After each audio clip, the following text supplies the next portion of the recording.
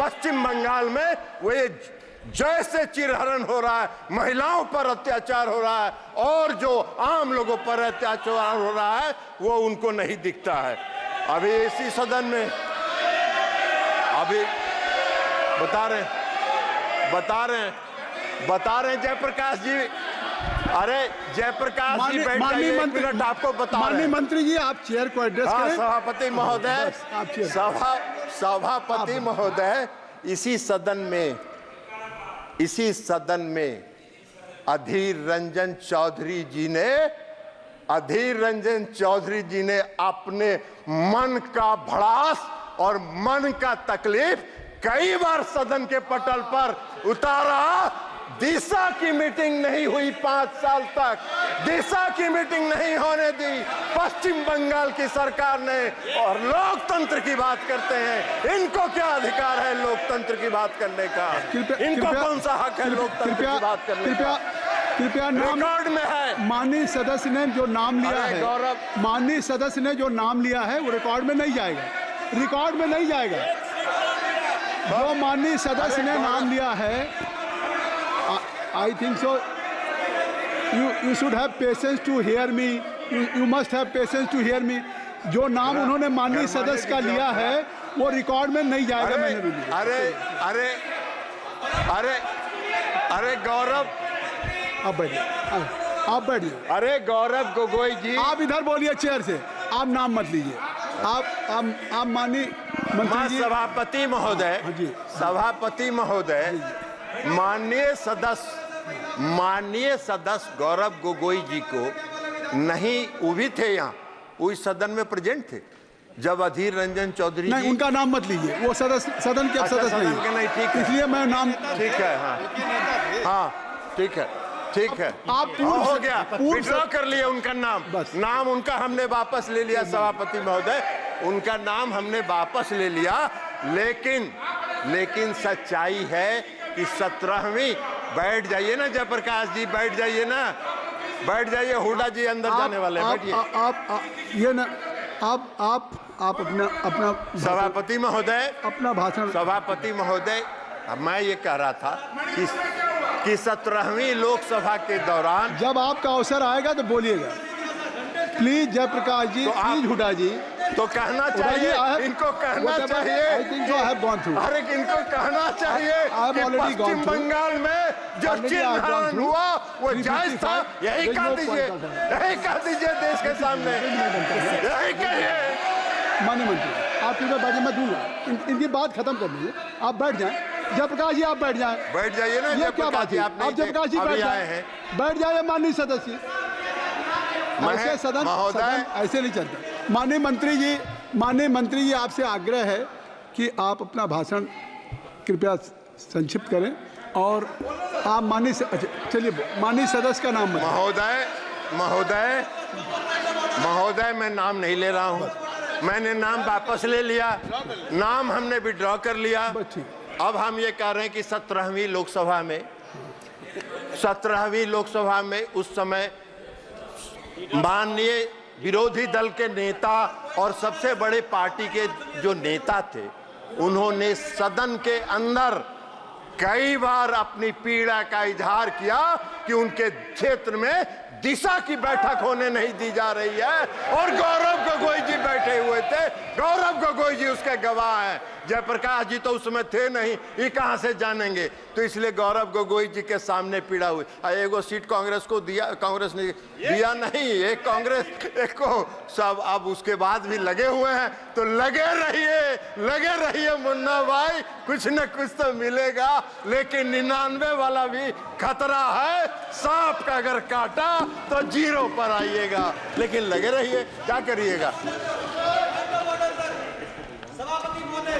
और पूरा भाषण हमने शैलजा जी का भी सुना, शैलजा जी का भी भाषण हमने पूरा सुना, और शैलजा जी का भाषण हमने सुना, वो पूरा हरियाणा केंद्रित है।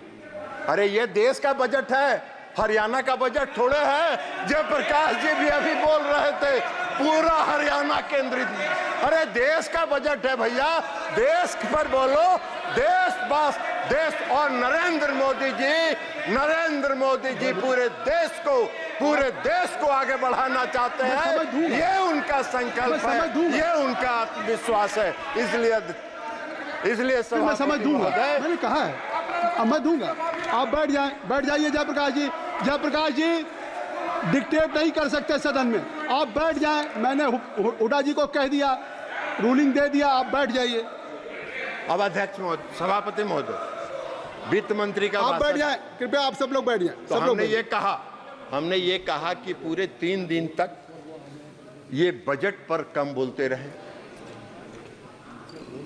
देश के प्रधानमंत्री आदरणीय नरेंद्र मोदी जी का चेहरा इनको पसंद नहीं था, तो इसलिए उनकी आलोचना में ये पूरा 3 दिन इन्होंने बिताया। अब बजट में जो प्रावधान है उसको इनको दिखाई ही नहीं पड़ा, वो देखना भी नहीं चाहते, इसलिए कि ये तो पीड़ा में है, अंदर से कष्ट में है, विचलित है। तो मन जब विचलित रहता है तो सच अच्छी बात दिखाई नहीं पड़ती है, इसलिए कह रहे हैं इनको।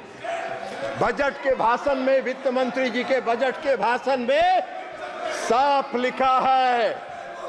लिखा है कि 9 प्राथमिकताओं के संबंध में प्रयासों की परिकल्पना की गई है, और वो 9 प्रयास देश को आत्मनिर्भर भारत बनाने की दिशा में ले जाएगा। ये इस बजट में है, ये उनको दिखा नहीं। पहला क्या है?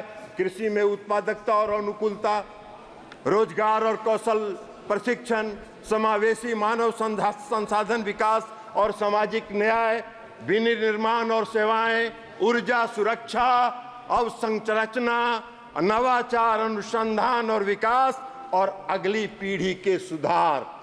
तो प्रधानमंत्री नरेंद्र मोदी जी तो अभी की पीढ़ी के अलावा अगली पीढ़ी तक भी सोच रहे हैं, इनको ये दिखाई नहीं पड़ रहा है। तो अब ये दिखाई नहीं पड़ रहा है तो इसमें हमारा क्या दोष है?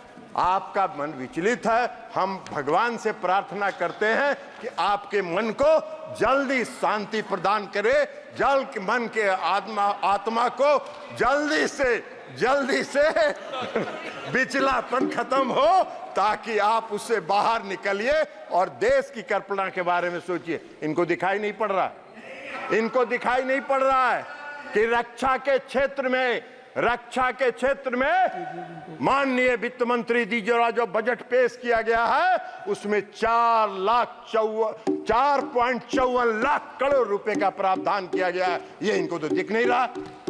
ये पूरा देश के लिए है, ये देश की रक्षा और सुरक्षा के लिए है। इनको ये नहीं दिख रहा है कि ग्रामीण विकास के क्षेत्र में 2.65 लाख करोड़ रुपए का प्रावधान किया गया है, वो इनको दिखेगा नहीं। इनको नहीं दिखेगा कि कृषि को, अभी चर्चा कर रहे थे माननीय सदस्य श्री सभापति महोदय जयप्रकाश जी, कह रहे थे कृषि का बड़ा नुकसान हो रहा है। अरे कृषि के क्षेत्र में 1.52 लाख करोड़ रुपए का प्रावधान इस बजट में किया गया है, वो आपको नहीं दिख रहा है। शिक्षा के क्षेत्र में 1.25 लाख करोड़ का प्रावधान किया गया है, वो इनको नहीं दिख रहा है। स्वास्थ्य, सूचना एवं प्रौद्योगिकी के क्षेत्र में 1.16 लाख करोड़ का प्रावधान किया गया है, वो इनको दिख नहीं रहा है। इनकी नजर से ओझल हो रहा है। इनको दिख रहा है तो सिर्फ मोदी जी का चेहरा दिख रहा है, और मोदी जी का चेहरा देख के ये भड़क जा रहे हैं। साहब बात देख नहीं रहे, लेकिन भड़किएगा तो क्या करिएगा? देश की जनता को वही चेहरा पसंद है, तो इसलिए वो चेहरा आगे बढ़ रहा है।